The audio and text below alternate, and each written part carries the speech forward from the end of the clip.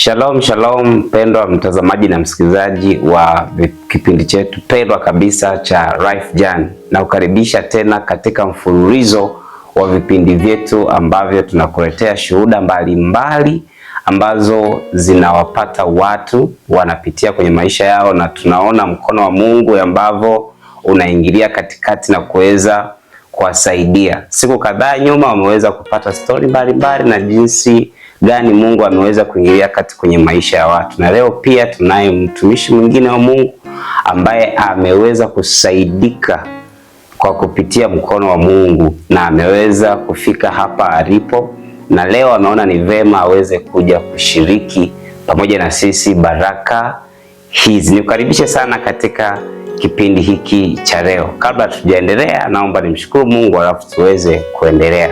Bwana Yesu, tunakushukuru, nasema asante kwa neema yako. Asante kwa wakati mwingine tena ambao Bwana umetupa kwa ajili ya kuweza kusikia ushuhuda huu. Mfalme, tunakukaribisha Roho Mtakatifu aweze kuwa nasi tunapoanza mpaka tutakapomaliza kwa ajili ya utukufu wa Yesu Kristo. Amen. Karibu sana sana sana sana sana. Na siku ya leo tunaye mtumishi wa Mungu mzuri kabisa. Karibu sana. Asante sana. Karibu sana. Asante sana. Hapa ni katika kipindi kizuri cha Life Journey ambapo tunakuwa ukielezea story ya maisha yako na jinsi ambavyo Mungu ameweza kuingilia kwenye maisha yako. Umeona vipi msaada wa Mungu? Amina. Kwa nikukaribisha sasa, ujitambulishe, unaitwa nani kwa kiufupi, ili mimi niweze kukufahamu na watazamaji pia na wanaotufuatilia waweze kufahamu wewe ni nani kwa ufupi, umetokea wapi. Karibu sana. Amina. Bwana Yesu asifiwe. Amen. Na kwa majina naitwa Pius Melkizedeki, ni mzaliwa wa Morogoro lakini nimekulia mkoa wa Dar es Salaam. Kiasili ni mtu wa Kigoma. Okay, unaposema kiasili mtu wa Kigoma unamaanisha kwamba wazazi wako ni watu wa Kigoma? Baba, upande wa baba ndio mtu wa Kigoma lakini upande wa mama ni mtu wa Morogoro. Okay, kwa umezaliwa Morogoro, asili ya Kigoma, umekuwa Dar es Salaam. Yes. Na sasa uko wapi? Sasa hivi niko Dodoma. Uko Dodoma. Okay, karibu sana sana sana katika kipindi chetu. Asante. Karibu tuelezee sasa maisha yako ilikuwaje mpaka ukakutana na huyu Yesu. Mwanzo kabisa ilikuwaje? Karibu sana. Amina. Bwana asifiwe. Amen. Tupeke, nashukuru Mungu kwa nafasi kama hii tena. Okay. Historia ya maisha yangu kiukweli tangu niko mtoto mpaka naweza kufika hapa nilipo, ni kiukweli nilikuwa katika maisha ambayo tu ni ya kawaida, ambayo sio kwamba nimeokoka, sio kwamba niko duniani sana. Nilikuwa ni mtu ambaye niko tu katikati. Okay. Sema ni kama mpagani. Ni katika kipindi niko darasa la 7 mwaka kama 2019 ndo niliweza kupata neema ya wokovu. Na neema ya wokovu iliweza kuja maishani mwangu kwa kupitia shangazi yangu. Shangazi yangu mmoja alikuwa ni ameokoka, ambapo alikuwa anapenda sana kushirikishana sana na baba yangu mambo ya kiroho, mambo ya nini. Sasa nakumbuka siku moja aliweza kuja nyumbani, katika kupiga story akajaribu kumuonesha babangu namna ya picha ama ile video ambayo aliact kuhusu siku za mwisho. Mimi kiukweli binafsi niliweza kuiona ile video, iliweza kunigusa maisha yangu tokea hapo kiukweli, na tangia hapo nikaanza kuamua kuweza kutembea na Mungu. Na wakati huo shangazi yako anakuja nyumbani, wazazi wako walikuwa wameokoka tayari ama walikuwa hawajaokoka kwa wakati ule? Wazazi wangu walikuwa wameshaokoka. Okay. Kwa hiyo wewe ndio ulikuwa bado hujapokea wokovu? Mimi tu niko natembea katika ile neema ya wazazi. Okay. Na kwenu huko peke yako au walikuwepo na watoto wengine ambao wenyewe walikuwa wameshaokoka au bado? Katika familia yetu kwanza sisi tumezaliwa wawili, tuko wawili tu, tuko wawili wa kiume. Lakini katika neema ya wokovu tuseme ni wote tulikuwa tunatembelea neema ya wazazi, maana mimi ndio mkubwa wa kwanza, ananifuata mdogo wangu. Kwa hiyo mimi tuseme ndio wa kwanza kuweza kupokea neema ile ambayo neema ya Mungu ambayo naweza kutembea nayo mpaka sasa hivi. Kwa hiyo tuseme kipindi hiko mdogo wangu alikuwa bado yuko kwenye neema ya wazazi naye pia. Na hali ya sasa hivi mdogo wako ikoje, ameshaokoka au bado? Kwa sasa hivi namshukuru Mungu ameshaokoka. Okay. Sawa, sasa tuendelee kuanzia pale baada ya kuona hiyo video ukaokoka. Kipi kilifuata kwenye maisha yako baada ya kuwa umeamua kuokoka? Kwanza kabisa nilikuwa ni mtu ambaye sina matarajio yoyote. Yaani niko tu nafuata mifumo ya wazazi kwamba naenda shule narudi. Yaani sijui kesho yangu itakuwa namna gani vipi, lakini kikubwa kabisa nilikuwa masuala ya kuweza kushiriki vipindi vya dini nini, nilikuwa ni kwa kutimiza ule wajibu kwa sababu nimekulia katika wokovu.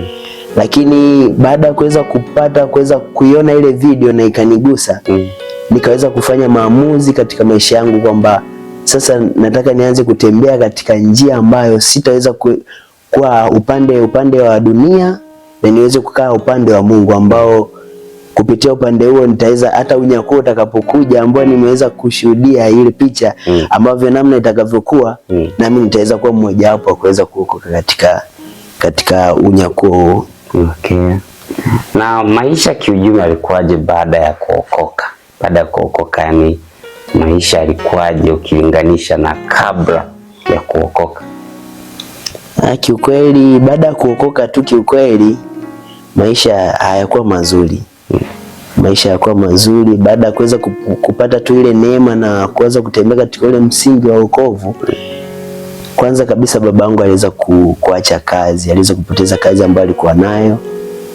Kwanza kabisa kwa maisha pale nyumbani akawa ni namna tofauti sana, namna ambayo haiwezi kuelezeka, namna yani ya kitofauti sana, ambapo hata mahitaji nyumbani yakawa ni shida.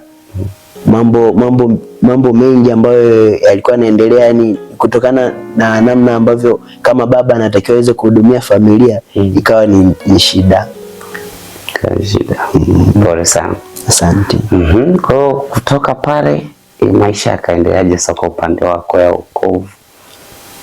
Kiukweli sikuweza kuacha. Sikuweza kuacha japokuwa changamoto zilikuwa nyingi kiukweli. Na mwaka huo babangu alianza kuumwa, tatizo ambalo hapo mwanzo tulifichwa, lakini baadaye tulikuja kujua kwamba alikuwa na tatizo la ini.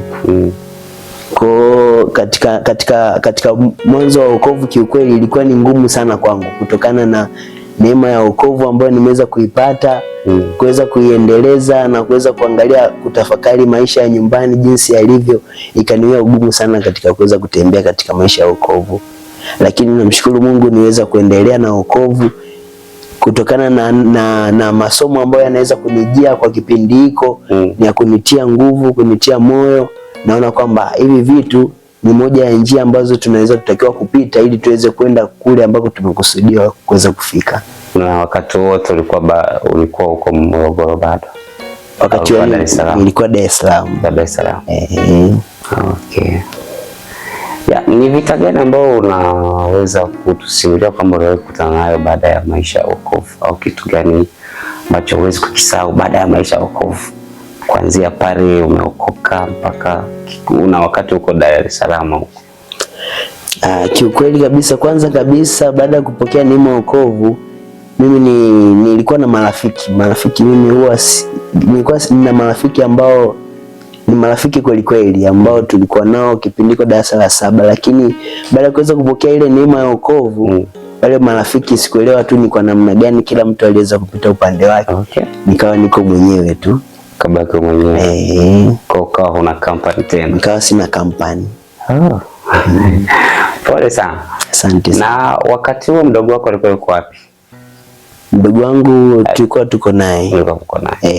Kwa hapo sababu ameshafariki, nimebaki na mama. Baba tulikuwa bado tunamuuguza. Okay. Na kwa hiyo baada ya baba kuwa amefariki, kitu gani kiendelea sasa kwenye maisha tunatamani kufahamu? Kwanza kabisa kabla baba bado kufariki, nijaribu kuelezea hapa, kuna mambo ambayo yaliweza kuendelea kati hapa. Kuna wakati naendelea kutembea katika neema ya wokovu, niliweza kukutana na makundi mbalimbali ambayo kiukweli yaliweza kuniharibia maisha. Mbali na marafiki ambao niliweza kupotezana nao shule, nyumbani pia niliweza kuwa na makundi ambayo kiukweli yaliweza kuniharibia maisha baada ya kumaliza shule. Wakati nasubiria kwenda kujiunga na kidato cha kwanza, nilikutana na makundi ambayo kiukweli yaliweza kuniharibia maisha yangu ya kiuokovu. Nilikuwa na makundi ambayo wanapenda sana story za kidunia, mambo ya kidunia sana, mambo ya kidunia yake, kwa sababu huku duniani kuna mambo mengi. Amina. Kwanza kabisa nilikuwa na rafiki ambaye kiukweli alikuwa yeye anapenda mambo ya mahusiano. Ni kitu ambacho mimi sikuwa na uzoefu nacho. Nilikuwa sielewi kabisa, lakini ni mtu ambaye alikuwa yeye tayari ana uzoefu na iko kitu. Kwa hiyo akawa anajaribu kutufundisha tukiwa kama marafiki, anatushirikisha mambo yake namna moja ama nyingine. Lakini mbaya zaidi ambayo iliweza kuniharibia maisha ni alikuwa anatumia simu kubwa. Sasa ile simu kubwa ilipelekea kwamba vitu ambavyo yeye alikuwa anafuatilia vikaja kuniharibu mimi katika maisha yangu. Alikuwa anatumia simu kubwa kuangalia baadhi ya picha za ngono, pornography. Alikuwa anapenda kuangalia, alikuwa anapenda sana kutushirikisha sisi. Alikuwa anapenda kutushirikisha kwa upande mmoja na angalia wote. Kwa upande mmoja ama nyingine, ambayo japokuwa ilinichukua muda sana kuweza kuniasili, lakini ilikuja ikaniasili upande wangu wa kiroho. Nikaweza kuingia katika hali ya masturbation. Kwa wakati ule rafiki yenu alikuwa na umri gani na wewe ulikuwa na umri gani? Kwa wakati huo alikuwa na takribani miaka kama 16 hivi. Na wewe wakati huo ulikuwa na? Mimi muda huo ndio nilikuwa na miaka 14 naingia kwenye bale. Kwa hiyo baada ya kuwa unaangalia zile video ukaingia kwenye tabia ya masturbation. Maisha yao yalikuathiri vipi wewe kama wewe sasa? Tabia hiyo ambayo uliweza kuiga kutoka kwa rafiki yako ambaye amekufundisha, yaliweza kukuathiri vipi wewe kama wewe kiroho na kimwili pia? Kiukweli kwanza kabisa ilikuwa inaniwia ugumu sana, kwa sababu iliweza kuniasili kwa ukubwa kutokana na tabia yangu. Ni mtu ambaye napenda kukaa mwenyewe sana, kuwaza sana. Kwa hiyo ni issue ambayo ilinichukua muda, iliniasili kwa haraka sana kutokana na namna ninavyokuwa nimetulia na kuweza kuwaza mambo mengine, najikuta nimeshaingia katika ile wimbi la kuweza kutafakari, kukumbuka zile picha ambazo nilikuwa natazama, na mwisho najikuta naweza kuingia kwenye hali ya kufanya masturbation. Kwa wakati huo wazazi wako waliweza kutambua kama una hiyo tabia ya kufanya hiyo masturbation au hawakuweza kufahamu? Kiukweli nilikuwa ni mtu mmoja ambaye ni msiri sana. Na mtu ambaye siwezi kutoa kitu changu ambacho nakiwaza kwa wakati huo. Kwa hiyo walishindwa kuweza kufahamu kabisa kile ambacho kinaweza kuendelea nikiwa kama mtoto wao, ikiwa kama lika ambalo ni la kuweza kukua ama kukomaa kwa level fulani. Kwa hiyo ni issue ambayo niweza kuivumilia sana, na ni siri ambayo nimeweza kukaa nayo muda mrefu sana. Baada ya hapo kitu gani kilifuata sasa kwenye maisha? Baada ya hapo kiukweli kabisa, wakati nimeweza kujifunza hii tabia, hali ya masturbation ndio nimeanza. Kwa neema ya Mungu niweza kukutana na mtumishi wa Mungu mmoja. Kiukweli hali yangu ya kiibada, japokuwa nilimpokea Mungu, lakini hali yangu ya kiibada nikiweza kuhudhuria kanisani ilikuwa sio hali ambayo ni nzuri. Kiukweli nilikuwa ni mtu ambaye nikifika ibadani ni mtu nimekaa tu. Wakati wa sifa watu wanainuka wanasifu, mimi ni mtu naangalia tu, niko na washangaa. Yani ni mtu ambaye washangaa watu wanafanya nini hauelewi. Naona watu siwaelewi kabisa. Kiukweli na wakati naendelea na hiyo hali pia kuna ile neema ambayo unakuta watu kunena kwa lugha sana. Ile kitu ilikuwa inaniuzi sana, nilikuwa sielewi sana. Nilikuwa nimetokea kuichukia sana. Kwa nilikuwa sipendi, lakini pia kulingana na ile hali ambayo niliweza kuianza kipindi hiko, kweli neema ya wokovu tuseme iliweza kupotea kabisa kwangu. Nikawa siwezi kupenda kanisani tena, nilikuwa sifurahii hali ile ya kwenda kanisani. Muda mwingine mpaka tunagombana na mama kwamba uende kanisani. Yaani ni mtu ambaye sipendi, napenda tu nikae na marafiki zangu hivyo, japokuwa sio muongeaji sana, lakini napenda tu nisikie zile story hivyo, niendelee kuweza kujifunza mambo mengine zaidi. Kwa hiyo ulikutana na huyo mtumishi baada sasa ya kuweza kukutana baada ya siku hiyo kuweza kwenda kanisani. Kwanza nakumbuka kabisa siku hiyo ni siku ambayo niweza kugombana na mama kwamba ananiambia kwamba mbona leo huna maandalizi ya kwenda kanisani, sikuwa ni kujiandaa kwenda kanisani, uende kanisani. Nikamwambia hapana, leo siwezi kwenda, leo sitaenda. Akaniambia unaniambiaje? Nikamwambia sitaweza kwenda leo. Na ndo kwa mara ya kwanza nakataa kwenda kanisani. Akanishangaa sana. Mama yangu alikuwa ni mkali sana. Mama yangu ni mkali sana. Kwa akaweza kutumia mamlaka sasa kwamba nimekwambia uende kanisani. Nimekwambia uende kanisani. Kwa hiyo nikawa sina namna, kwa sababu ni mama amesema na najua mama ni mkali kiasi gani. Ikabidi niweze kufanya maandalizi niweze kwenda kanisani. Lakini kitu cha ajabu sana, baada ya kufika kanisani kama kawaida yangu wakati wa sifa, nimeketi tu kwenye kiti, sina hili wala lile, na shangaa watu wanasifu, wanaabudu, wanaingia kwenye maombi. Lakini cha ajabu kabisa siku hiyo mchungaji akasema kwamba kwa neema ya Mungu leo tumetimbuliwa na mgeni. Mgeni huyu ni mtumishi wa Mungu mkubwa tu ambaye Mungu anamtumia sana. Anasema sasa mtumishi huyu wa Mungu anamtumia sana kwenye eneo la ujazo wa Roho Mtakatifu.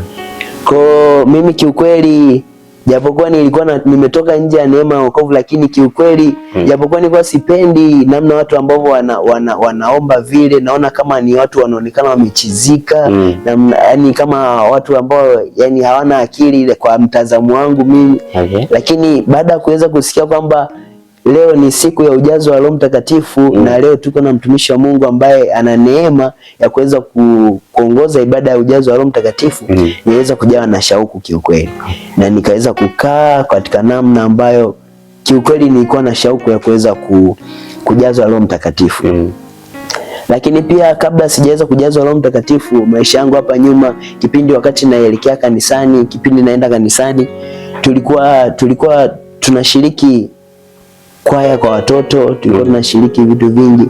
Katika wakati ule wa bale pia kiukweli kitu ambacho kingine kilikuwa kinanisukuma niende kanisani, kulikuwa kuna mdada mmoja ambaye alikuwa ndo ananisukuma mimi niende kanisani. Yaani nikiona niko na shauku ya kwenda kanisani ni kwa sababu nimefikiria fulani ngoja nikamuone leo fulani ili nikaonane naye ndo naenda kanisani. Lakini kiukweli kwa namna vile ambavyo nilikuwa napenda nafika kanisani nakaa, yani naona hali ya kuboeka, kiukweli nilikuwa sipendi sana. Lakini mtu ambaye alikuwa ananisukuma kuweza kuenda kanisani ni kuweza kumuona huyo mdada tu. Na ulikuwa kwenye mahusiano naye au ndo hivyo tu unapenda kumuona? Hapana. Kiukweli sikuweza kuwa na mahusiano naye kutokana pia ndo ilikuwa kipindi cha bale. Kiukweli sikuwa na ujasiri huo, cha kwanza sikuwa na ujasiri huo, lakini ni mtu tu itokea tu nikamuelewa tu hivyo, yani nikawa nampenda tu nimuone tu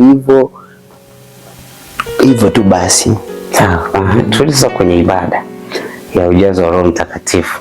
Ilikuwaje kwa upande wako sasa siku hiyo mtumishi wa Mungu ametambulishwa, mtumishi anatumiwa kwenye eneo la kujaza Roho Mtakatifu, na ni kitu ambacho kuna kichukia. Tupe hiyo scenario ilikuwaje? Baada ya kuweza kuanza ibada ya ujazo wa Roho Mtakatifu, ile mtumishi aliweza kupanda.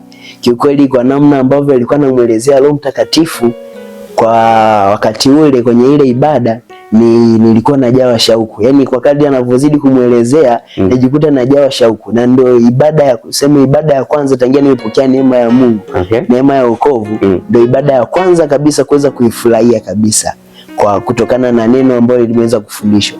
Kwa namna ambavyo anamfunua Roho Mtakatifu, mimi nikawa najawa na shauku, yaani natamani kama akatishe tuweze kuendelea na ile neema ambayo iko tayari kuweza kuipokea sisi. Kwa ibada ilienda vizuri, ilienda vizuri. Baada alifundisha kwa namna nzuri tu. Baada ya hapo akasema sasa ni wasaa ambao tunaenda kujazwa. Wale ambao hujawahi kujazwa na unahitaji ujazwe Roho Mtakatifu, unaweza kusogea mbele. Mimi nilikuwa ni mmoja wale ambao waliweza kutoka mbele na kuweza kuwa tayari kumpokea Roho Mtakatifu. Kwa hiyo katika namna ambavyo nimeweza kutoka pale mbele, maana siku hiyo ibada baada ya kufundisha akasema naomba tukusanye viti vyote humu kanisani, maana Roho Mtakatifu endapo akishuka mahali hapa na kuna wengine mara yao ya kwanza, kwa mahali hapa pataweza pakavurugika kwa namna isiyo ya kawaida. Kwa hiyo tuliweza kukusanya viti kanisa zima. Tulivyomaliza pale, tuliotoka mbele tukakaa mbele pale, tukaongozwa na sala ya toba kwa upya, tukaweza sasa akatuambia sasa ni wasaa kuweza kumpokea Roho Mtakatifu. Wale ambao walikuwa washapata neema ile, wengine walishaanza kuingia katika namna ya kuweza kunena kwa lugha, wakawa wamepotea kabisa. Lakini kwa namna ambavyo sisi wengine ndo hatujui yule Mtakatifu kwanza tunampokeaje, kwanza inakuaje kwanza mpaka yule Mtakatifu ambapo anakuja ndani yangu. Mimi nilikuwa shauku yangu ni kwamba kuweza kujua hii lugha huwa watu wanaigiza, ama hii lugha ni mtu inakuja kweli, inakuja tu unajikuta unaongea. Sasa yule mtumishi wa Mungu akawa anasema katika namna mimi niko naendelea kutafakari hivyo kwamba hii lugha huwa watu wanaigiza ama hii lugha ni inakuja tu yenyewe. Akasema uko mtu unajiuliza mahali hapa kwamba hii lugha kwamba unatakiwa uigize ama vipi?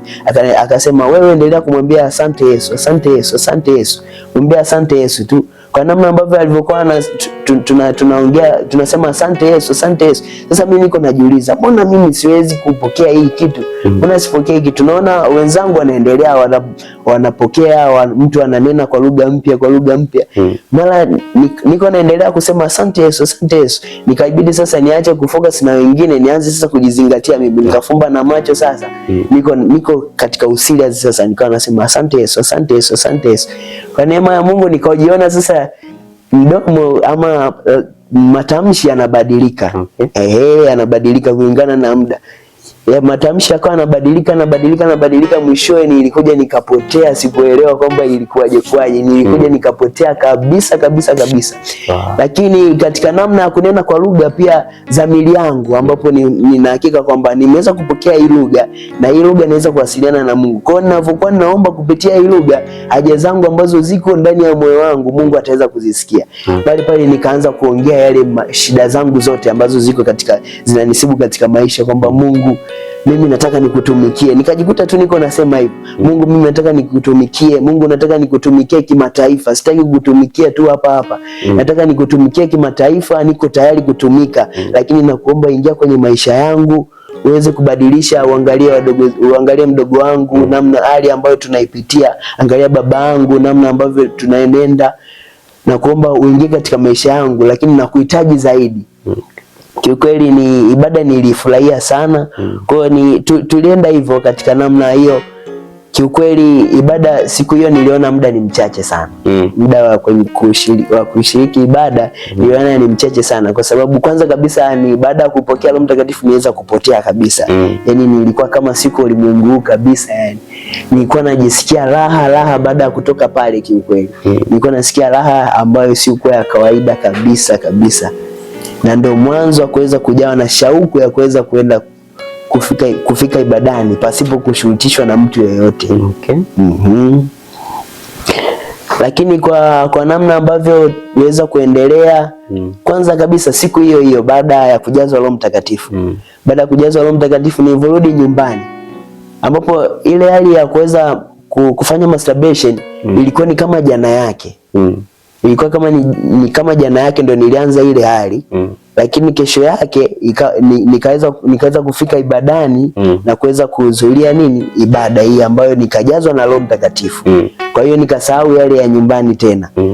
Baada ya kurudi nyumbani sasa niko nimefanya mambo yangu, nilikuwa nikifanya kitu chochote, nikifanya kidogo tu najaribu kujiuliza, hivi Roho Mtakatifu asije akawa ameondoka kweli, asije akawa amekauka ndani yangu. Najaribu kunena, nasikia ile namna ya kuongea inazidi kutoka ndani. Okay. Kwa hiyo nazidi kuongea, nasema yupo.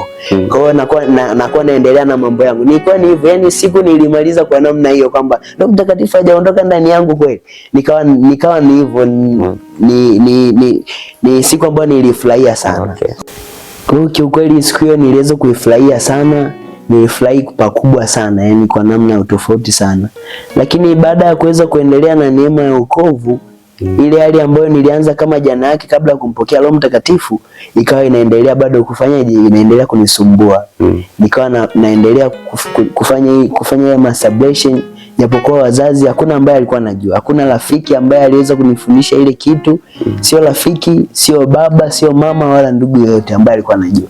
Ilikuwa ni siri yangu mimi mwenyewe tu. Hakuna ambaye alikuwa anajua. Kwa hiyo niliendelea hivyo. Baada hapo kiukweli nilikuwa nafurahia ibada kama hivyo, nikihudhuria ibada. Baada hapo nikaanza sasa nifanikiwa kuweza kuingia form 1. Baada ya kuingia form 1 nikakutana na rafiki mmoja ambaye pia naye alikuwa ni rafiki ambaye kidogo alikuwa ni wa upande wa pili. Okay. Upande wa pili alikuwa ni Muislamu. Okay. Kwa namna ambavyo tulikuwa naenda naye, maana ni mtu ambaye sipendagi marafiki sana, ila ni mtu ambaye vile anavyonichangamkia kwa namna ambavyo inanibidi naweza kujenga naye urafiki kwa hivyo, lakini sio kwamba nilikuwa ni mtu ambaye natengeneza marafiki, hapana. Kwa hiyo niliweza kuenda naye urafiki kuanzia form 1, lakini kwa nikifika wakati wa ibada kiukweli nilikuwa na shauku sana. Wakati wa ibada nilikuwa na shauku sana. Siku hiyo tumeweza kujiunga na form 1. Kipindi kile sasa ndo shule zimeweza kufunguliwa. Ilikuwa ni siku kama ya Jumatano ambapo ilikuwa ndo vipindi ambavyo vya dini vinaweza kufanyika. Okay. Siku hiyo kiukweli nilikuwa na shauku sana kwenda ibadani, nilikuwa na shauku sana. Baada sasa tukao tunahangaika namna ya kuweza kupata kundi lipi sahihi ambalo sisi ndio msingi wetu wa kule kanisani. Katika kuweza kuhangaika watu wakawa wanatukaribisha, karibuni huku, namna mtu anavyopaelezea, karibuni Ukwata, wengine karibuni Kasfeta, kwa namna wanavyopaelezea unaona hakika kundi langu mimi ni hili hapa. Kwa neema Mungu niweza kufanikiwa, nikaweza kujiunga na Kasfeta. Nilikuwa napenda sana kuabudu sana. Yani nilikuwa nafurahia ibada sana. Kwa hiyo siku hiyo nilifurahia sana pia, tuweza kwenda hivyo. Nilikuwa napenda sana, lakini pia Kasfeta tulikuwa na ratiba za maombi ambazo zilikuwa zinafanyika kila Jumanne na Ijumaa. Nilikuwa ni mhudhuriaji mmoja mzuri sana. Mtu nahudhuria sana, nilikuwa nahudhuria sana. Katika kuweza kuhudhuria form 1 ikapita, niko na hali ile ya masturbation bado inaendelea kunisumbua. Sawa. Nikafika form 2 kwa neema Mungu, ilikuwa ni mwezi wa 3. Kwa namna kutokana na bidii yangu ile ya kuweza kuhudhuria maombi, wale viongozi ambao walikuwa form 4 wao sasa wanatakiwa waachie nafasi waweze kuchaguliwa viongozi wengine wa Kasfeta.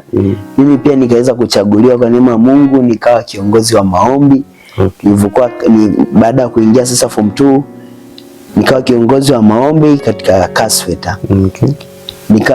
Nika msimamizi pale, nilitembea hivyo, japokuwa kiukweli sikuwa natembea na Mungu hivyo, kutokana sikuwa na ujasiri kabisa, kutokana na ile tabia, na nikiangalia ni mtu ambaye ni siri yangu mimi mwenyewe tu. Na muda mwingine nilikuwa nalia na Mungu, hii kitu nisaidie mimi, hii kitu niache. Na kwa sababu gani niliweza kuianza baada ya kujua kesho nampokea Roho Mtakatifu? Ni kwa sababu gani hii kitu imeweza kunikuta?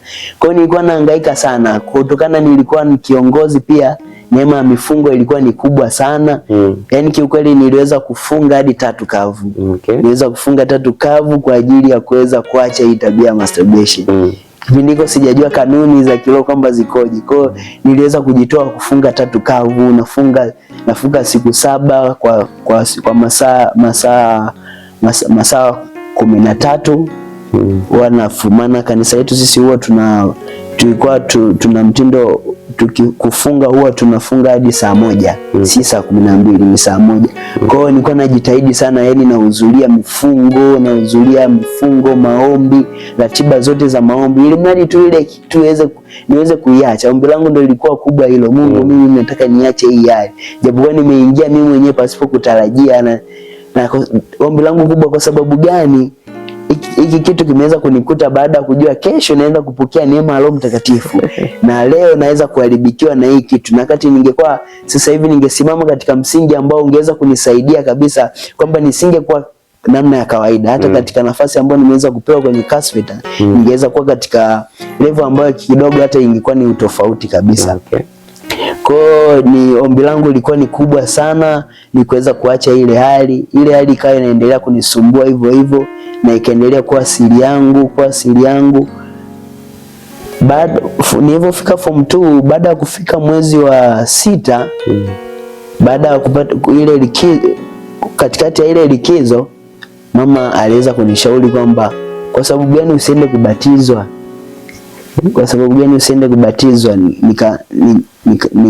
Nika nasemea moyoni. Sasa kwa namna alivyokuwa ananielezea kwamba unavyoenda kubatizwa ni unaenda kuzika dhambi zako zote, kwamba wewe unaenda kufa pale, unakufa katika upande wa dhambi, unakuja kuwa mtu mpya tena. Kwa hiyo unakuwa kama ulikuwa uwezi dhambi fulani kuacha, utajikuta umeacha. Japokuwa ilikuwa ni siri yangu, nikasema acha basi, kwa sababu ni moja ya kitu ambayo kiukweli haikuniulia, yani haikunipa shauku. Lakini baada ya kusema kwamba endapo ukiweza kubatizwa utaweza kuacha baadhi ya mambo ambayo yanakushinda kuacha. Kwa hiyo nikawa na shauku kweli. Siku hiyo nikajiandaa, ilikuwa ni siku ya Jumamosi, tukaweza kufika kanisani, tukasubiria wengine ambao walikuwa wanatakiwa waende kubatizwa, tukawasubiri, wakafika, tukaongozwa sala ya toba kwa upya tena. Mimi nikampokea Yesu tena kwa mara nyingine tena. Kwa pale waliulizwa kwamba wangapi ambao hawajaweza kumpokea Yesu, na mimi nikatoka tena mbele. Nikaona kwamba kwa vitendo ambavyo naweza kuvifanya kiukweli bado sijampokea. Kwa hiyo nikatoka tena mbele, nikaongozwa sala ya toba. Baada ya kuongozwa sala ya toba, tukatoka hapo tukaweza kubatizwa. Kiukweli wengine nilikuwa naona matokeo kwa wengine. Mwingine ndo unakuta ananena kwa lugha hapo, ananena kwa lugha kwa namna isiyo ya kawaida. Mwingine unakuta mara ameshikwa na mapepo. Yani ilikuwa ni ibada ya ubatizo ambao kiukweli na uzilisho wa Mungu. Lakini kwa upande wangu mimi nilikuwa nahitaji kweli ile shauku, ikiwezekana ile hali ya kuweza kunena kwa lugha iliweza kukauka kutokana na hiki kitu ambacho nilikuwa nimeweza kukificha. Haikuweza kuendelea. Kwa hiyo nilikuwa natamani tena niweze kupata Roho Mtakatifu tena, ili niweze kunena kwa lugha tena. Kwa hiyo nikawa nimejiandaa kuweza kumpokea Roho Mtakatifu tena. Lakini kwa bahati mbaya kiukweli, lakini dhamiri yangu nyingine pia ilikuwa ni kuweza kuacha ile dhambi ambayo iko siri. Kwa upande wangu nikafika wakati wangu wa kubatizwa, nikabatizwa.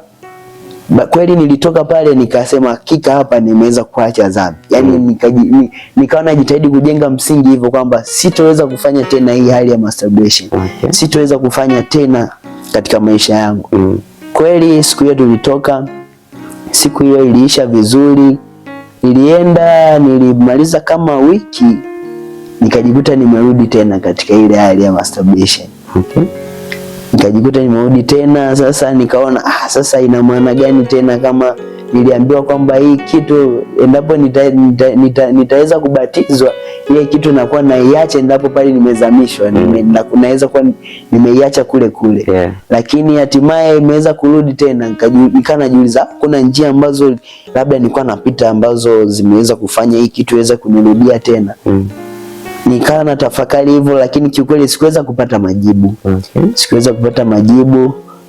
Lakini kwa neema ya Mungu niweza kumaliza form 4. Japokuwa matokeo hayakuwa mazuri hivyo. Kiukweli japokuwa nilikuwa na focus na maombi, ambayo maombi hayana matokeo kutokana na kile nimeficha ndani. Pia kufocus kwangu na maombi katika matokeo kiukweli ya shule hayakuwa mazuri. Hayakuwa mazuri. Niweza kupata 4 ya 31. nikabidi nianze kuingia sasa maisha ya mtaani.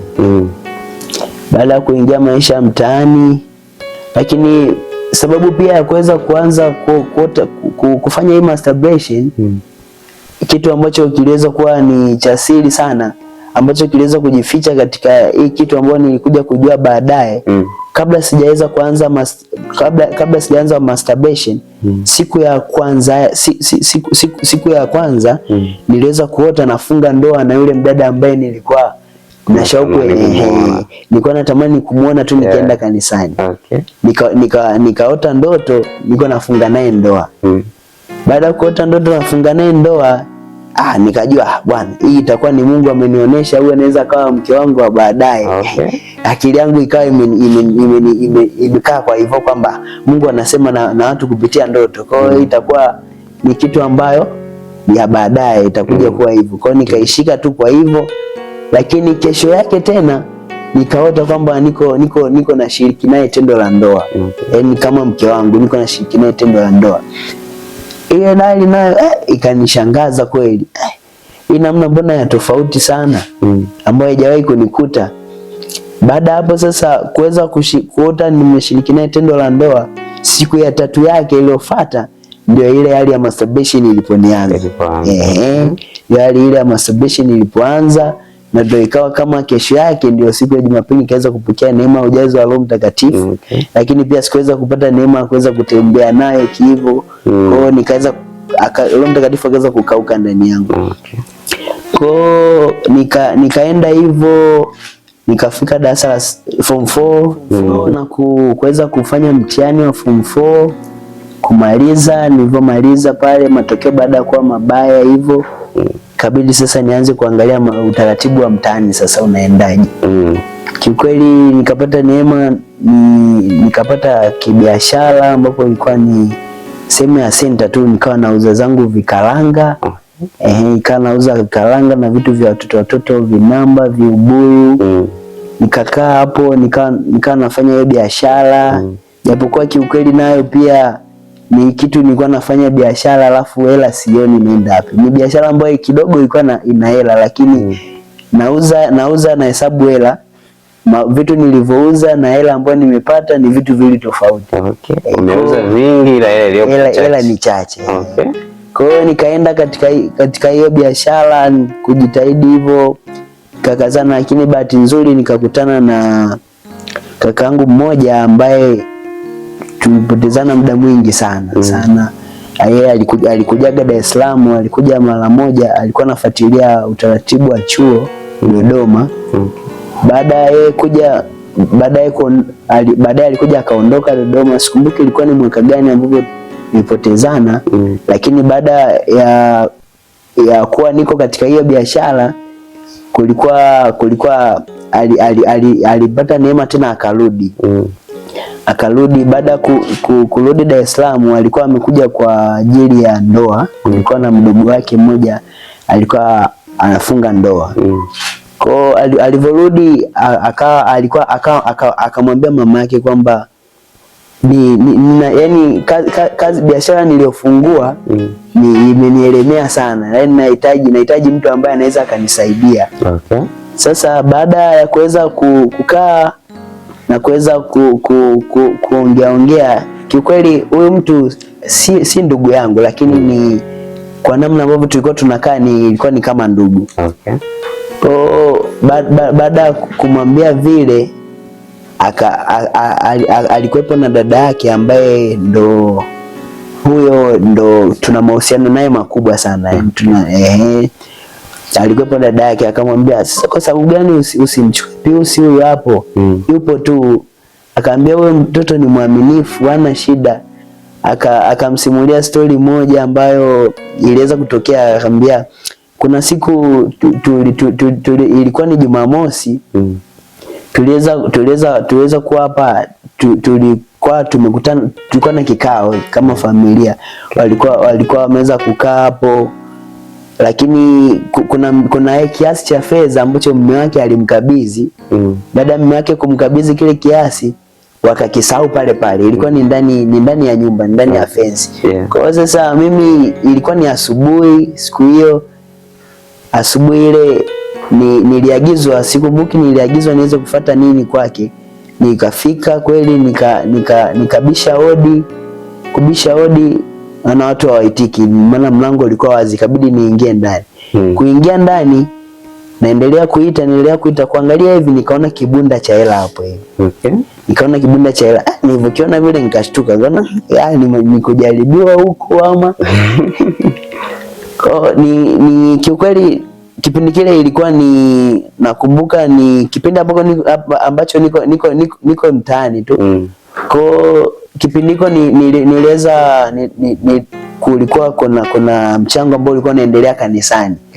Niliweza kuahidi afu hela nilikuwa sijui nitaweza kutoa wapi.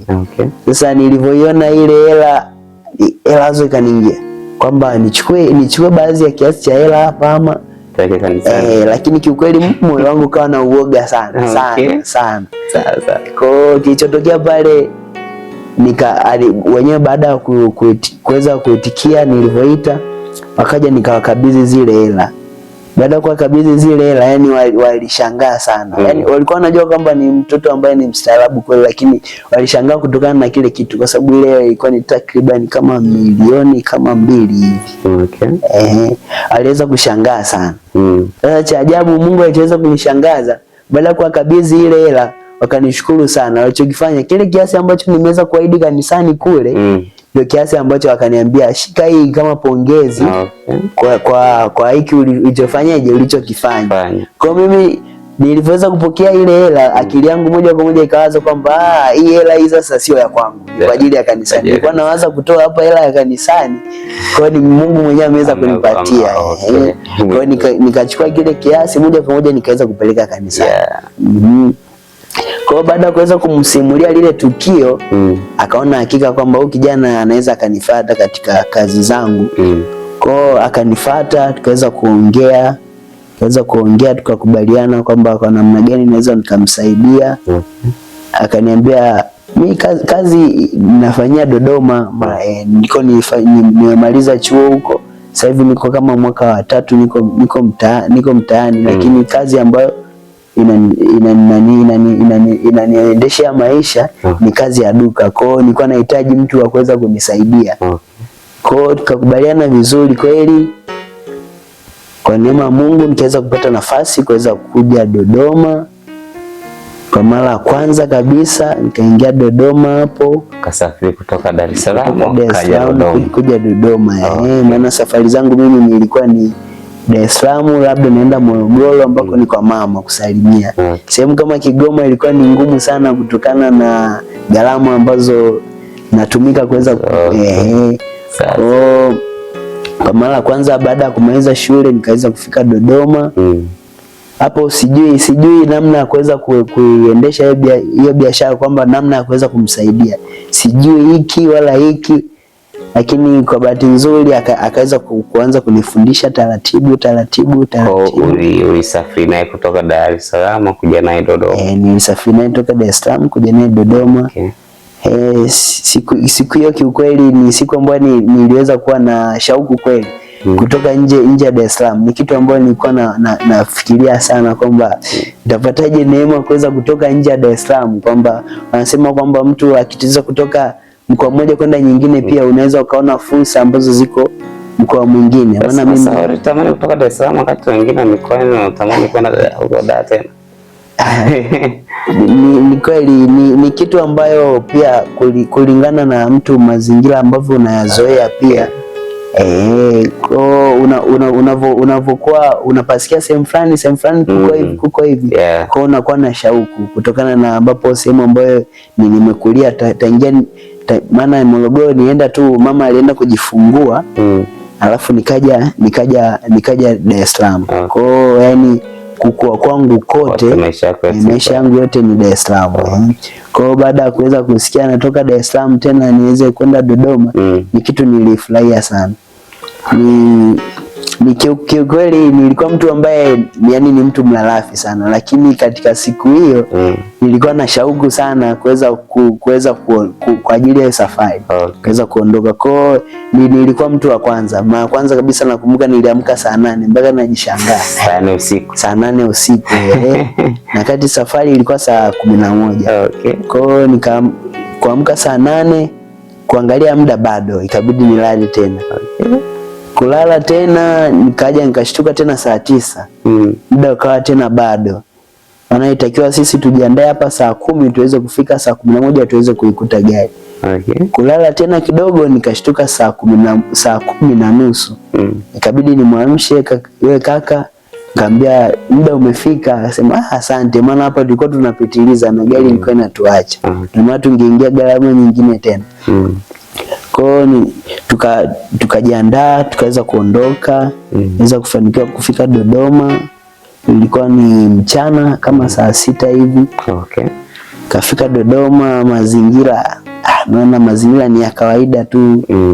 Kutokana na tofauti na vile nilivyotarajia. Okay. Kaona mazingira ni ya kawaida sana. Maisha ya Dodoma kaanza hivyo. Huku wakati naondoka nyumbani, wakati niko mtaani ndio kipindi nilikuwa nimekaza sana msuli sana kwenye eneo la kuweza kufunga na kuomba. Japokuwa ile hali ya masturbation inanisumbua, lakini ile neema ya kuweza kufunga kuomba ilikuwepo. Okay.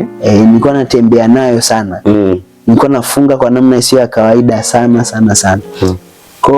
Na pia kufurahia ibada kitu ilikuwa inaendelea sana kwangu. Nikaenda hivyo. Baada sasa kufika Dodoma, maana utaratibu ambao nimewekea sharti kabisa kwanza kabisa ikiwezekana, yani siku ya Jumapili ni siku ambayo lazima niweze kufika kanisani. Okay. Ndio utaratibu kwamba mkubwa ambao niliweka kwamba utanipangia ratiba zingine zote, lakini siku ya Jumapili ni siku mimi niende kanisani. Okay. Japokuwa najijua ni kwamba mtu sawa wananiona na bidii kwa nje, lakini najua ndani yangu bado kuna kitu ambacho kinanisumbua. Kwa hiyo nikafika Dodoma, maisha Dodoma hivyo yakaendelea. Nimeacha kule nyumbani, baba hana kazi, hivyo tunaendelea kwa neema. Mama naye ndio hivyo anashika hiki na hiki, mdogo wangu naye yuko shule. Okay. Katika kuendelea vile, kiukweli maisha ambayo tulikuwa tunaishi nyumbani ni maisha ya utofauti sana. Ni maisha yalikuwa ya neema sana. Japokuwa baba ndio hivyo alikuwa anaumwa, mama naye ndio anashika leo hiki kesho hiki. Okay. Lakini ni maisha ambayo kiukweli ni maisha ya neema sana, ambapo vitu ambavyo watumishi wa Mungu wanavifundisha ni vitu vya kweli kabisa. Mama wangu mimi alikuwa na neema ya kutoa, ana neema ya kutoa. Yaani mtu ambaye ana neema sana kubwa sana ya kutoa. Kwa maisha ambavyo jinsi alikuwa anaenda nyumbani ni kinaweza kikapatikana kitu fulani. Kinaweza kikapatikana kitu fulani, kwa mfano labda imepatikana hela kiasi fulani. Unanunuliwa labda ni unga unawekwa ndani.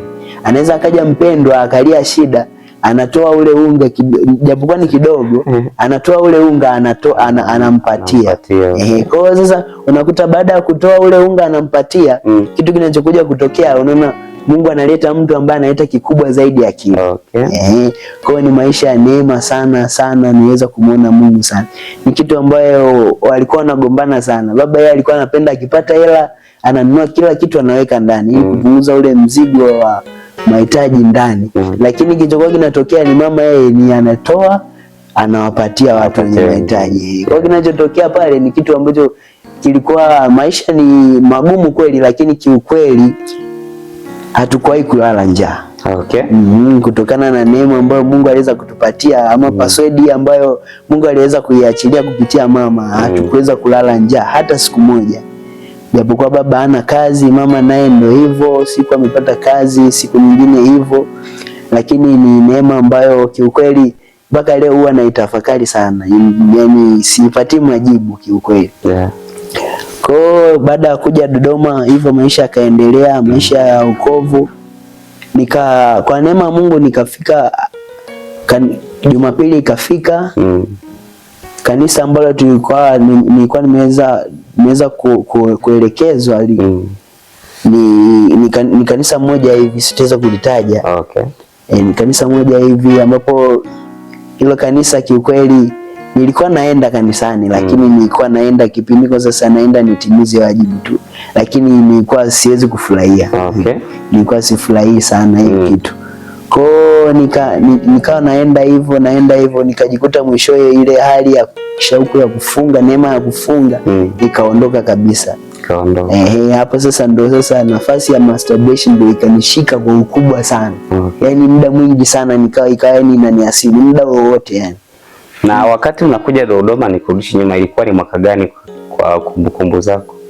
Wakati nakuja Dodoma ilikuwa ni mwaka 2023. 2023. Okay, sasa tuendelee. Baada ya kufika katika hiyo kanisa ambalo niliweza kuelekezwa, ambayo ni kiukweli sikuweza kufurahia kutokana na namna yani huduma nilivyokuwa napata pale. Nilikuwa ni kanisa ambalo kiukweli yani sio watu wanazingatia sana, japokuwa mimi huaga sipendagi mtu kunizingatia sana, lakini ni kanisa ambalo hawazingatii sana. Hawazingatii wageni, yani kuzingatia kwamba mshirika, kwamba ni mshirika mpya, labda kuweza kujaribu kumuunganisha katika baadhi ya vikundi, labda kama kumwangalia na neema gani. Kwa ni kitu ambayo ilinisumbua sana kiukweli. Nilikuwa naenda tu kanisani, naenda hivyo. Lakini mwaka huo 2023 2024 mwaka 2024 wakati niko Dodoma, ilitokea mwezi kama wa 7 hivi, wakati naendelea tu na shughuli za hapa na pale za kimaisha, walipiga simu nyumbani, wakasema kwamba wakamwambia sasa huyu kaka ambaye alikuwa anakaa naye, akamwambia kwamba mtoto huyu anahitajika huko, babake hali ni mbaya, ikiwezekana hata aje aongee naye mara ya mwisho. Ile kitu yeye alivyoambiwa vile akuizingatia sana, akaachana nayo. Mimi sina taarifa wala nini. Yeye alikuwa ameweza kusafiri, maana ilikuwa ni kipindi cha likizo kutokana na biashara yake. Kipindi hiko sio biashara ambayo inasumbua sana, kwa hata mtu mmoja anaweza kaimudu biashara. Kwa aliweza kusafiri, aliweza kwenda Kigoma ambako ni nyumbani. Wakati yuko Kigoma ndo alimpigia hiyo simu kwamba nahitajika nyumbani, ikiwezekana niweze kumuona baba wa mara ya mwisho, maana alikuwa katika hali mbaya sana. Mimi nikawa napigiwa simu na dada zangu sasa wa baba mkubwa na mashangazi, anaambia kwamba ufanye uje umuone babako, yuko na hali mbaya, kweli kweli, unaweza ukamkosa. Kiukweli nikawa sina namna sasa, maana nikiangalia ofisi iko yenyewe na kuweza kumwomba kwamba niweze kutoka inakuwa ni ngumu. Kwa kilichofanyika, nilikuwa na shangazi yangu moja, sasa hii ikabidi sasa atumie sasa kama amri sasa.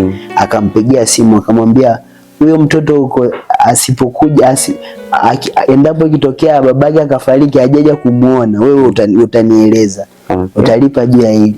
Kwa hiyo kilichofanyika, ikabidi sasa akaniandaa siku, akaniambia sasa inabidi uweze kwenda nyumbani ukasalimie kidogo, maana anasema mzee anajisikia vibaya, kwa hiyo unatakiwa uende nyumbani ukamuone. Kwa hiyo sikio nikajiandaa kweli, nikapanda gari usiku, nikawa narudi sasa nyumbani. Nikawa nawaza sasa narudi nyumbani tena kule ambako niliacha, vitu vilinishinda tena. Sasa nitaenda kufanyaje? Maana simu ambayo niliambiwa tena, wale zangu wakaniambia kwamba wewe utakavyorudi huku utakaa kwanza umsaidie mama kumwangalia baba, kwa sababu yuko katika hali mbaya sana.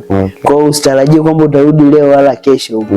Sasa nikawa nawaza kwamba nishaanza kujifunza baadhi ya vitu kidogo, naanza kuwa na uelewa navyo kwamba hiki kinaenda hivi, hiki kinaenda hivi. Sasa naweza kurudi nyumbani tena, naanza kurudi kule ambako hamna kitu. Kwa issue ikawa inanisumbua kichwani, lakini kwa neema Mungu nikafika asubuhi. nikaweza kufika stendi, nikaweza kushuka, nikatafuta gari ya kuweza kuelekea nyumbani. Baada ya kufika nyumbani, kiukweli kuweza kumuona baba ilikuwa yani ilinilia ugumu sana, japokuwa yani ni kila mtu ambaye alikuwa akimuona analia kiukweli, najua kabisa huyu mtu aende kupona. Kabidi kama mtoto wa kiume niendelee kujikaza tu hivyo, kujikaza. Lakini kiukweli baada ya kutoka pale huku baada niliacha neema kuomba kabisa. Nilikuwa siombi. Lakini baada ya kuweza kumuona baba vile, baada ya kusalimia pale, ikabidi niingie ndani sasa, nikaingia chumbani. Niliomba namna isiyo ya kawaida mpaka sasa wakasema kwamba wakati niko naomba alikuwa hawezi kuinuka, akajaribu kuinuka kwamba anasikiliza hii sauti ni ya nani, kwamba jinsi gani imemgusa yani. Nikaomba kiukweli, nikaomba na machozi na sasa na machungu yale kumuona jinsi amepungua vile, nikaanza na kulia hapo. Kwa hiyo nikaomba sana, nikalia pale. Lakini kwa neema ya Mungu zilikaa siku kama 3, baadaye akazidiwa, ikabidi ampeleke hospitali. Kumpeleka hospitali wakasema huyu hamna namna ya kuweza kumsaidia, akamrudisha tena nyumbani. Sasa siku hiyo tena akawa amezidiwa sana, kwikwi ikawa inamsumbua. Wakati tunaendelea kumshughulikia, sisi tatizo tulikuwa tunajua kwamba ana tatizo la vidonda vya tumbo. Tulikuwa tunajua kwamba ana tatizo la vidonda vya tumbo, lakini kulikuwa kumbe kuna watu watatu ambao wameficha siri. Kumbe waliambiwa kwamba huyu mtu hataweza kupona. Huyu mtu hataweza kupona na kitu ambacho yani hakuna mbadala ambacho kitu ambacho kitaweza kumsaidia. Kwa hiyo waliweza kuficha ile siri watu watatu. Kwamba hii alikuwa naumwa, hii lake ilikuwa limelika. Ilikuwa limelika. Sababu pia ilikuwa haiwezi kujulikana. Maana alikuwa anasema ule ugonjwa kiukweli ni unapata watu ambao wanakunywa pombe sana, lakini hakuwa mtu ambaye anakunywa pombe wala nini. Kwa ni kitu ambayo iliwaumiza kichwa nao, japokuwa waliendelea kufanya siri kiukweli. Wakafanya siri sana. Siku hiyo sasa baada ya kuzidiwa sana sasa ile kwikwi, wakashauriana kwamba tumpeleke hospitali au inakuaje, Baadaye wakafikiana kwamba itabidi tumpeleke hospitali, tumpeleke Muhimbili. Maana Muhimbili ndio iko hospitali ambayo ameshaizoea, yani kama nyumbani yani. Mnaweza mkamtoa wiki hii, mnamrudisha tena wiki inayokuja, labda leo kesho kutwa tena anarudi Muhimbili. Kwa hiyo ikabidi wamrudishe tena Muhimbili. Tukamrudisha Muhimbili. Kiukweli siku ambayo ndo tunampeleka hospitali, kiukweli kabisa nikasikia sauti kwamba inasema kwamba ndo mara ya mwisho huyu, yani utamuona tena. Niko sijui kusikia sauti ya Mungu la nini. Nikawa nashindana tu na hiyo, nikawa ni akili zangu tu, mawazo. Kwa akaweza kuingia ICU. Baada ya kukaa kule, baada ya siku tatu tukapewa taarifa kwamba ameshafariki.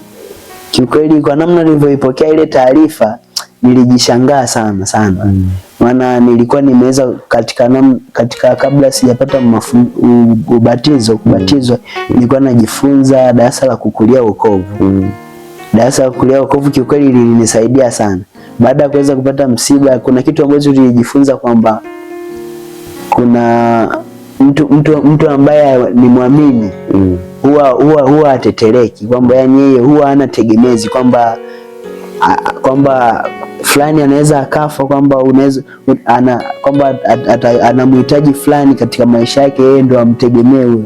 Kwa hiyo ni darasa ambalo liliweza kunijenga sana, kwamba sitazami tena kuwategemea wazazi, ila sasa mimi sasa hivi natakiwa nijiangalia mimi mwenyewe. Mzazi ana maisha yake, na mimi na maisha yangu.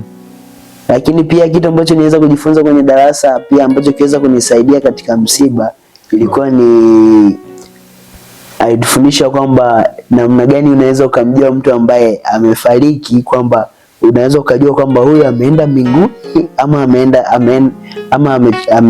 ameenda kuzimu. Alitufundisha kwamba kuwa mtu anapokufa huwa kuna malaika wawili, kwamba kuna malaika ambaye ni wa mbinguni, lakini pia kuna shetani pia anatuma malaika zake, kwamba wale malaika wanavyokuja sasa ndio kutokana na mtu jinsi alivyokuwa, ndio malaika anapata nafasi ya kuweza kumchukua ile nafsi ya mtu.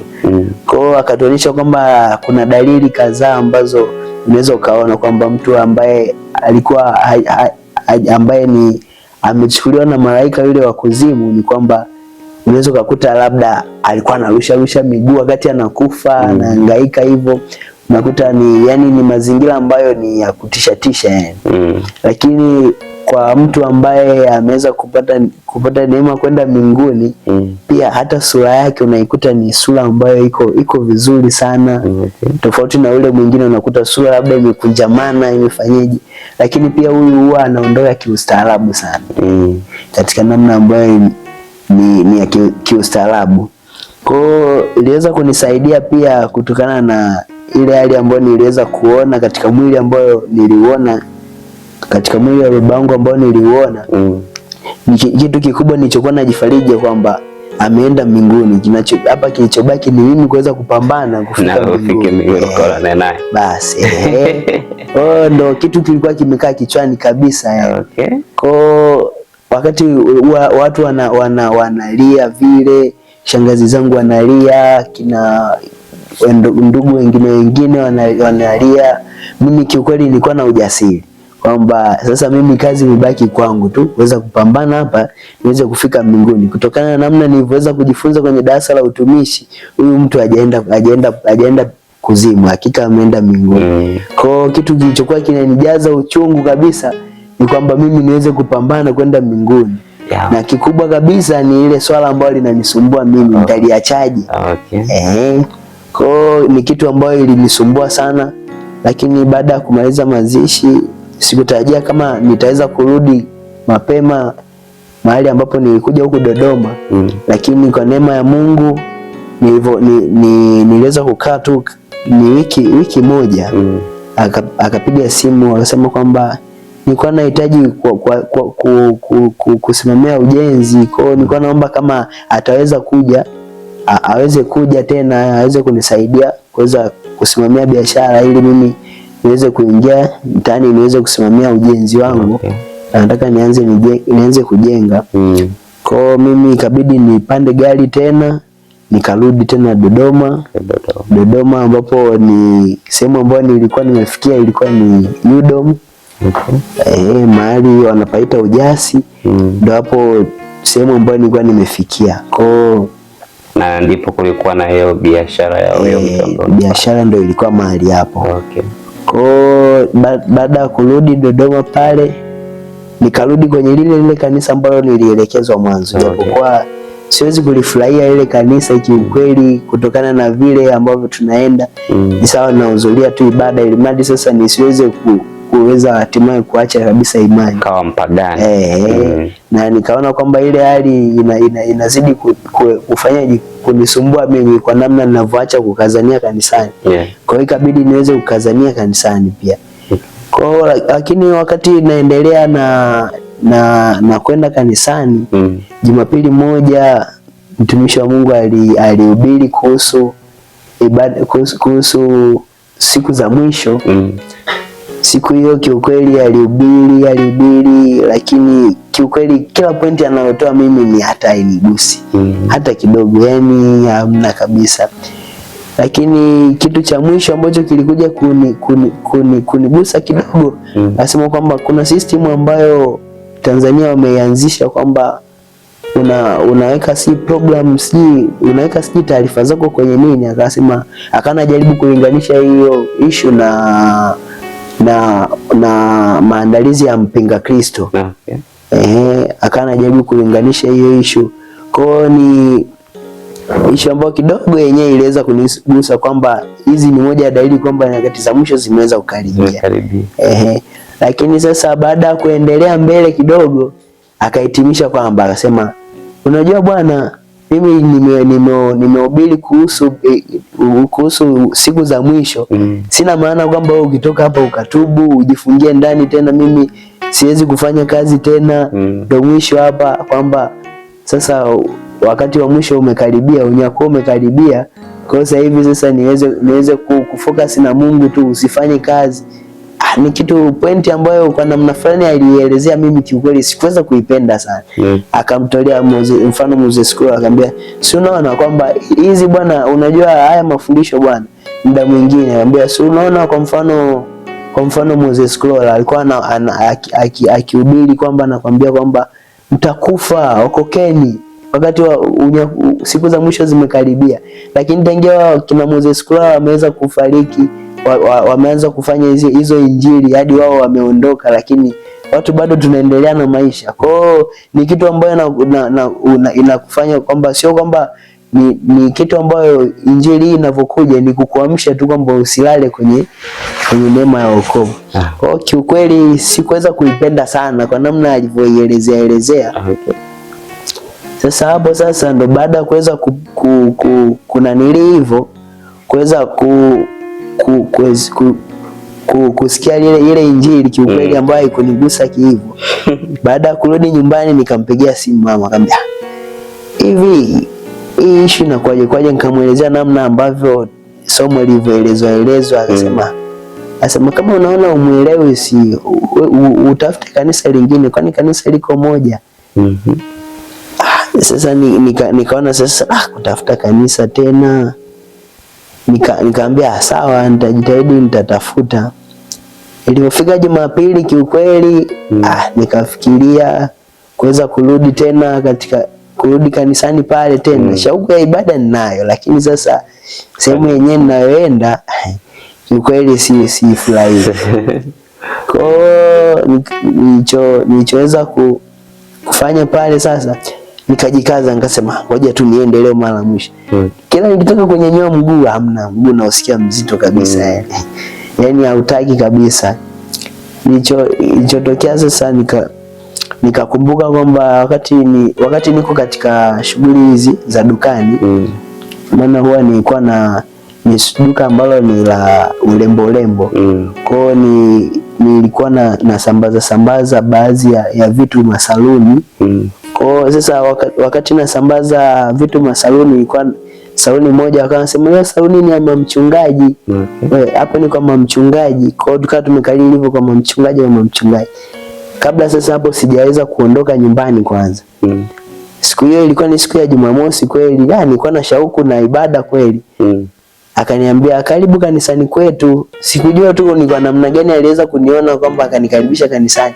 Akaniambia tu karibu kanisani kwetu, kwa tuna ibada, akanitajia ratiba, lakini sikuzingatia sana. Kaona mchungaji naye anavutia upande wake washirika wengi, ikawa hivyo, kwa sikuzingatia.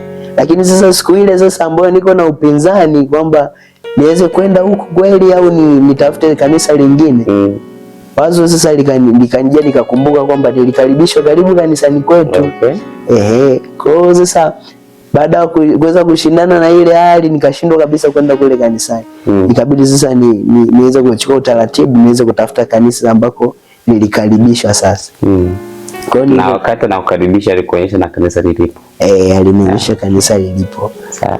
Kwa wakati sasa naenda kanisani, nikatafuta sasa na vifaa vipya sasa tofauti na vile tena. Nikasema hivi tena havina maana hakuna hata kimoja ambacho kilikuwa kinanigusa hivi. Kwa hiyo nikatafuta daftari lingine na peni, nikabeba hivyo, nikaingia kanisani. Kiukweli baada ya kufika tu kwenye kanisa ile, kiukweli nilijawa tu na furaha. Cha kwanza nilijawa na furaha kabisa, nilifurahia sana. Baada ya kuweza kuanza sifa, ndio kitu nilipenda sana. Kitu nilipenda sana, nilifurahia sana. Baada ya kuweza kumaliza sifa, tukakaa. Baada ya kukaa, akaja mchungaji, akapanda mchungaji kwa ajili ya kuweza kutoa neno. Kuangalia ana mchungaji yenyewe kijana tena. Kana hii sasa inakuwaje hii? Mchungaji kijana kweli tutaweza kupata neema ya kueleweka hapa? Nikajitahidi, nikabidi nivumilie nione kwamba itakuwaje. Kweli yani baada tu ya kuweza kupanda, cha kwanza kabisa ambacho kiliweza kunigusa, somo ambalo nililikimbia kule, ile kanisa kule lilonikimbiza kule, ndio nimekuja kulikuta huko sasa. Okay. Nikashtuka kidogo, somo ndio lile tena nimekuja kukutana nalo huko. Lakini kiukweli kwa namna ambavyo alikuwa anaendelea akajitambulisha kwamba kwa majina anaitwa nani, akasema kwa majina anaitwa mchungaji Epafra Kabelege. Ni akasema na karibuni sana wageni, mahali hapa panaitwa kanisa la utimilifu wa Kristo ama kanisa la ubora. Kwa alivyoendelea kulitambulisha vile, mimi kitu ambacho nilikuwa nasubiria tu niweze kuona somo linakuaje. Kwa somo, kwa namna ambavyo alikuwa anaendelea analielezea, kiukweli ni somo ambalo lilinifanya nikajawa na shauku.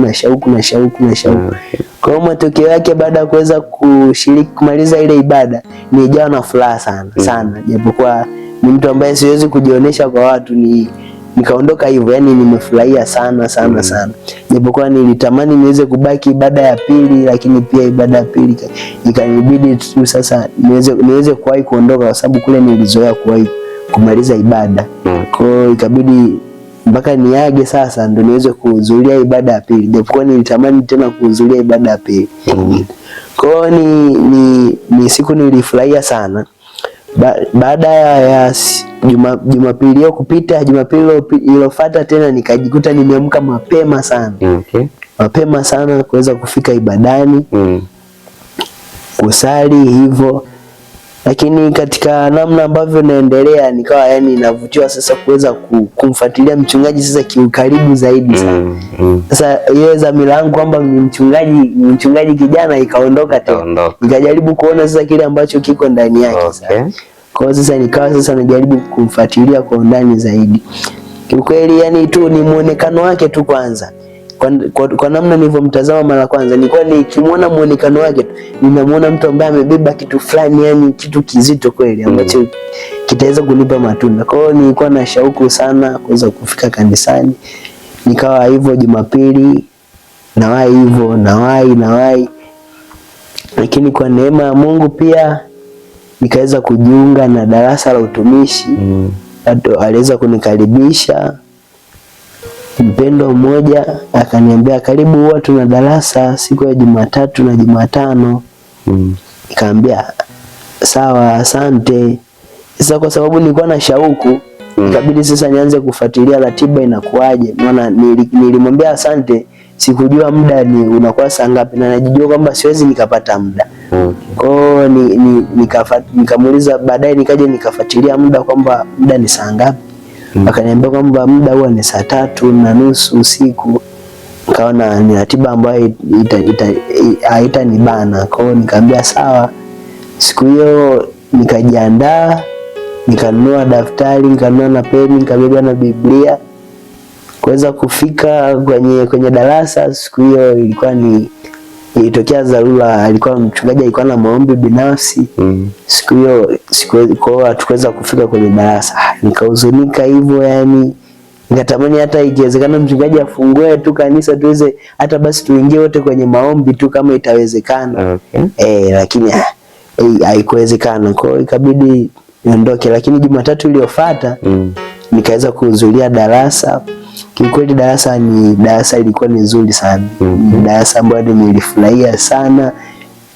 Darasa ambalo limenipa matokeo sana. Darasa ambalo limenipa matokeo mpaka nimefika hivi nilivyo. Kiukweli ni matokeo ya darasa hilo. Sawa. Kwa hapo kule ukawa pia hauendi tena, ukawa umehamia moja kwa moja kwenye kanisa la utimilifu kule wa Kristo. Kule ambako niweza kufikia kiukweli sikuweza kwenda tena. Japokuwa sasa wapendwa, sasa ule unafiki sasa. Mbona sasa hivi hatukuoni kanisani? Unaenda wapi au ndo umeshaacha? Nikamwambia hamna. nasali, siwezi nikaacha kwenda kanisani. Okay. Bado nasali. Akasema unasali wapi? Kaambia nipo tu nasali, sikutaka kuambia nasali wapi. Yeah. Baadaye akaja akafuatilia akasema unasali hilo kanisa la Utimilifu wa Kristo. Kaambia haya sawa, lakini hilo kanisa hilo shauri zako. Hivyo wakawa wanajaribu kunipa yani maswali, lakini kiukweli kutokana na kile kitu ambacho ndo kilikuwa ni shauku yangu na kitu ambacho niweza kutokea kupenda, haikuweza kunisumbua mimi. Nikajua kabisa hii ni moja ya upinzani pia ambao unakuwepo katika watu, katika waamini. Kwa hiyo haikuweza kunipa ugumu sana. Kiukweli matokeo nimeona sana katika darasa lile. Baada ya kuweza kujiunga darasa, matokeo makubwa sana nimeweza kuyaona. Lakini kubwa kabisa, wakati kipindi chote iko hali ile ya masturbation inaendelea kunisumbua. Matokeo ambayo yaweza kunibadilisha katika darasa, mojawapo ilikuwa kiukweli nilikuwa siwezi kuisikia sauti ya Mungu. Japokuwa Mungu kwa namna moja alikuwa ananisemesha kwa njia ya ndoto, nilikuwa tu najua kwamba baadaye kwamba Mungu alinisemesha baada ya kuweza kukutana na yale mazingira ambayo Mungu aliweza kunionyesha kwenye ndoto, na kuja kulinganisha najua huyu Mungu kweli alikuwa ananisemesha. Kwa hiyo ni kitu ambayo nilikuwa siwezi kuweza kuitambua sauti ya Mungu hata akisema nami kwa hivi. Japokuwa alikuwa na uwezo wa kusema nami hivi kutokana na ile bidii ambayo nilikuwa nikifanya katika maombi, kufunga. Mungu alikuwa ananisemesha, lakini mimi nilikuwa siwezi kuelewa. Kwa kutokana na darasa hili niweza kujifunza namna ya kuweza kuitambua kwamba Mungu huyu ni Mungu ameweza kuniambia na naweza kutendea kazi hivi. Kwa hiyo ni kitu ambayo nimeweza kunufaika nayo katika darasa. Lakini pia nilikuwa ni mtu ambaye sio mtu wa kushirikiana na watu. Yaani ni mtu ambaye mimi vitu vyangu nimeamua hivi, nimekaa hivi, nimewaza, nimeamua, ndio nimeamua hivyo. Natoka kimya kimya nafanya. Lakini imeweza kunisaidia hata nimeweza kutengeneza marafiki kwenye darasa la utumishi, na nashirikiana baadhi ya vitu na nazidi kuimarika na kujengeka kutokana na vile ambavyo tunajifunza. Pia kwa namna ambavyo tunashirikishana, namna mtu alivyoelewa zaidi. Kwa ni vitu ambavyo nimeweza kunufaika nacho. Lakini kubwa zaidi ilikuwa siku moja tuliweza kuitwa darasa la utumishi. Tuliitwa na mchungaji. Hatukujua pointi kubwa ni nini, lakini sio aliongea mengine mengi ambayo siyakumbuki, lakini kikubwa kabisa akasema kwamba najua kuna watu hapa mpo na mambo yenu ya siri. Kuna mtu kwamba sikujui na kujua vizuri, siwezi nikakutaja mahali hapa, ila na kufichia tu siri. Na siwezi nikakutaja mahali hapa, ni bora ujisalimishe mwenyewe. Najua kwamba wewe ni mtu ambaye una mahusiano na mtu, una mchumba, una nini, lakini wewe unajisaidia wewe mwenyewe kwa namna unavyojua mwenyewe. Na uko mahali hapa. Sio kwamba mimi sijui, najua vizuri sana. Na wakati anasema hivyo ulikuwa ushawahi kumuelezea hiyo hali kwamba unapitia hiyo hali? Hapana. Wakati yani hiyo hali kipindiko bado ilikuwa ni siri yangu mimi mwenyewe. Kwa ni kitu wakati anaiongea ni kitu yani ilinigusa. Kwanza nilishtuka na kushtuka kwanza kwamba yote anayofanya na kwa nayaona. Nikawa na uoga kiukweli. Aliweza akaongea akamaliza, akanyanyuka akaondoka. Sikuweza kuwa na ujasiri wa kumfuata pale pale. Lakini kesho yake wakati nimekaa ofisini bado yale maneno yananisumbua kichwani kwamba najua wewe mtu na kujua, sio kwamba sikujui kwa jina, naweza nikakutaja kwa jina, ila nimekuhifadhi tu mahali hapo. Nikaona sasa sina namna, itabidi sasa niweze kujisalimisha. Lakini pia ni moja ya njia ambayo itaweza kunisaidia pia nikaweza kupata solution ya hili swala. Sio kwamba ni kitu napenda pia. Kwa hiyo ni vizuri nikaweza kujisalimisha. Kiukweli ni ugumu sana kuweza kumfuata ana kwa ana hivi niongee. Ni kitu ambayo inanilia ugumu sana. Swala la aibu yani ni kitu kinanilia ugumu sana. Kumfuata mtu na kumwambia vitu vyangu, hususan ni vitu vizito kama hivyo. Ni kitu kilikuwa kigumu sana. Nilichokifanya ikabidi nimwandikie ujumbe tu kwamba yule mtu ulikuwa unamzungumzia jana ilikuwa ni mimi, naomba unisamee, lakini niko tayari kuwajibika kwa lolote ambalo unaweza ukanipatia, kwamba niwajibike kama adhabu kutokana na hiki nimeweza kukifanya. Lakini pia ni issue ambayo inaweza kunisumbua kwa muda mrefu sana, issue ambayo imeweza kusumbua muda mrefu.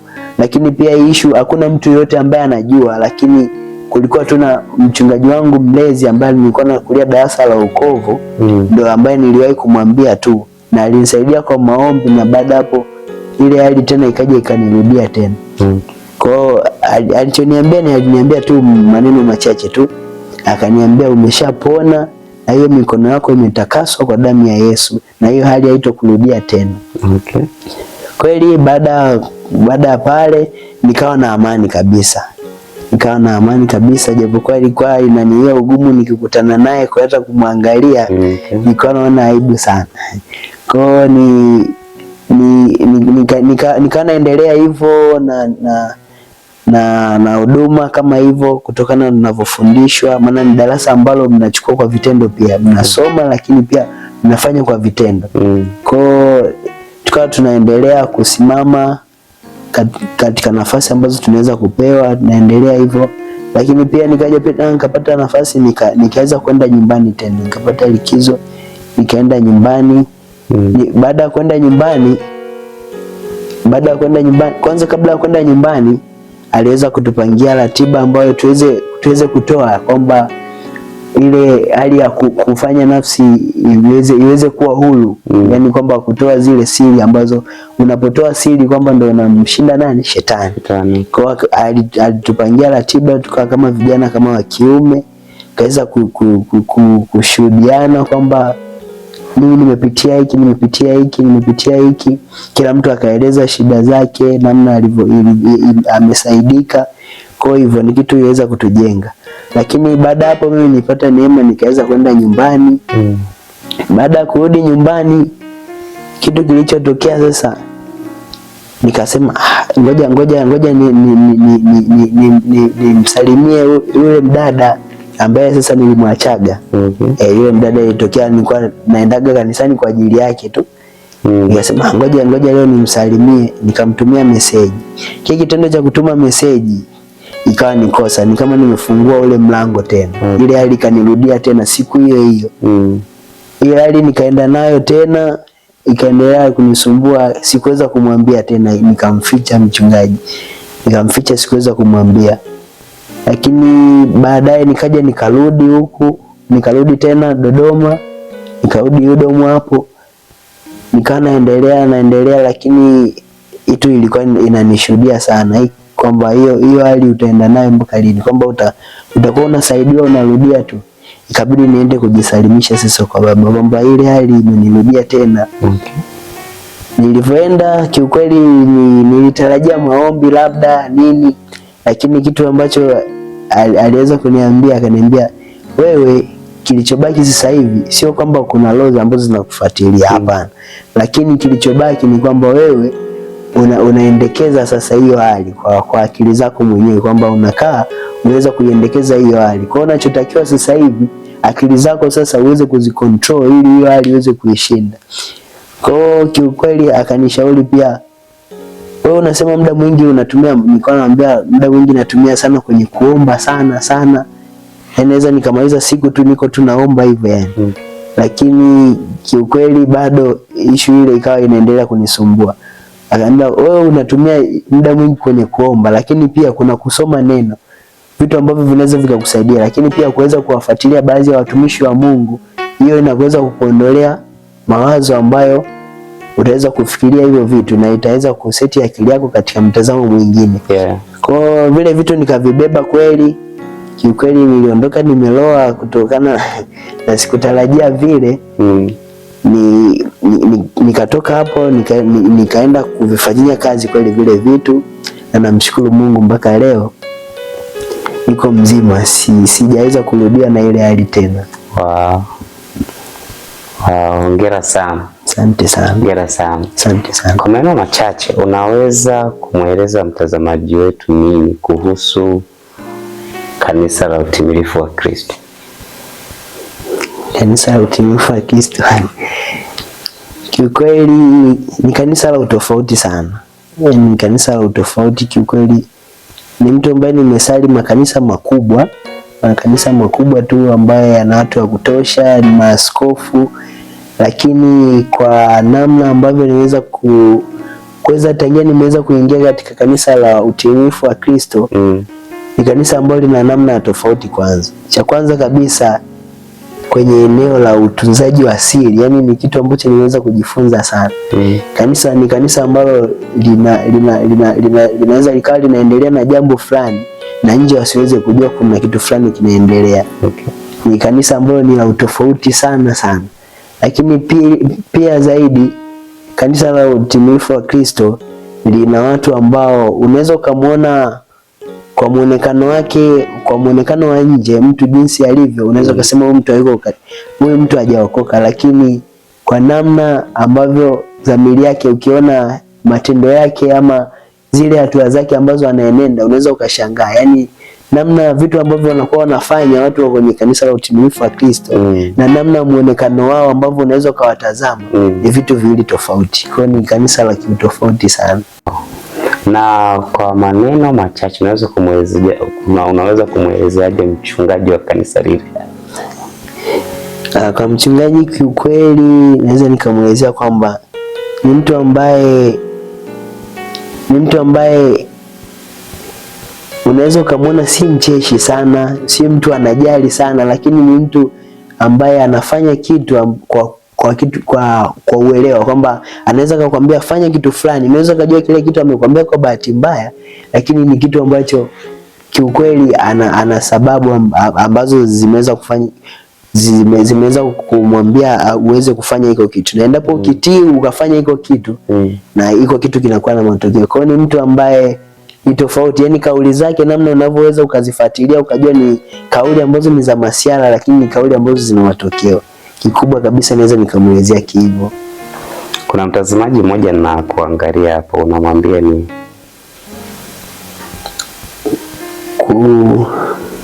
kuna mtazamaji na kuangalia hapo, unamwambia ni kuhusu Yesu, kuhusu kanisa la Utimilifu wa Kristo na kuhusu mchungaji wetu Pastor Kaberege?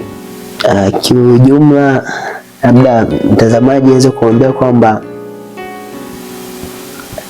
kutokana na kanisa la Utimilifu wa Kristo, kwa namna mimi niweza kunufaika nalo, ni kanisa ambalo ni la utofauti sana. Nashindwa kuelezea ni kwa namna gani nimeelezea kwamba ni la utofauti kivipi, lakini ni kanisa ambalo watu wake ni watu ambao wanajali sana, ni watu ambao kwa upande mwingine wako serious sana na mambo yao, lakini pia ni kanisa ambalo linalea kile ambacho mtu uko nacho.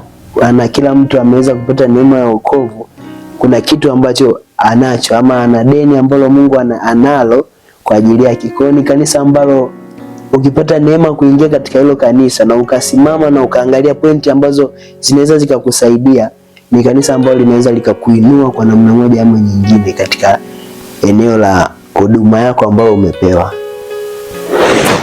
Asante sana. Hongera sana kwa safari ambayo umeweza kuwa nayo toka Morogoro, Dar es Salaam, Dodoma na sasa ndani ya kanisa la Utimilifu wa Kristo. Hongera sana. Karibu tena wakati mwingine upatapo cha kutushirikisha na kutushuhudia ili sisi tuweze kujengeka. Asante sana. Mpendwa mtazamaji na msikilizaji wetu wa Rife Journey, tumefika mwisho wa mahojiano haya ambayo yamekuletea kabisa kitu najua umefurahia na umejifunza kwa habari ya jinsi ambavyo Mungu anaweza kaingilia kati na kuweza kumsaidia mtu kutoka kwenye hali aliyokuwa nayo mbaya mpaka kuwa kwenye hali nzuri kama ambavyo unamuona, kutoka kwenye tabia hiyo ambayo ni asili, lakini Mungu akaifunua kupitia mtumishi wake na kwa namna nzuri kabisa akaweza kusaidika na mpaka sasa yuko salama. Siwezi kumaliza kipindi hiki kabla sijakukaribisha katika kanisa. Siwezi kabisa, na kukaribisha kwa Yesu ndani ya kanisa la Utimilifu wa Kristo. Tupo Dodoma hapa Ng'ong'ona, karibu kabisa na chuo kikuu cha Dodoma katika ndaki ya elimu. Karibu sana sana sana sana. Sisi mchungaji wetu ni malisho yetu, tutapata chakula chetu. Zaburi ya 23 inatimia kwetu. Bwana ndiye mchungaji wangu, sitapungukiwa na kitu. Kweli katika hali isiyo ya kawaida hatupungukiwi na jambo katika kupata neno la Mungu. Tunaye mtumishi wa Mungu mzuri ambaye Bwana amemwamini kwa ajili yetu na kwa ajili yako pia. Karibu sana sana sana sana. Sisi CFFC, Kanisa la Utimilifu wa Kristo, tunakupenda sana sana sana sana. Tukutane wakati mwingine ujao. Asante.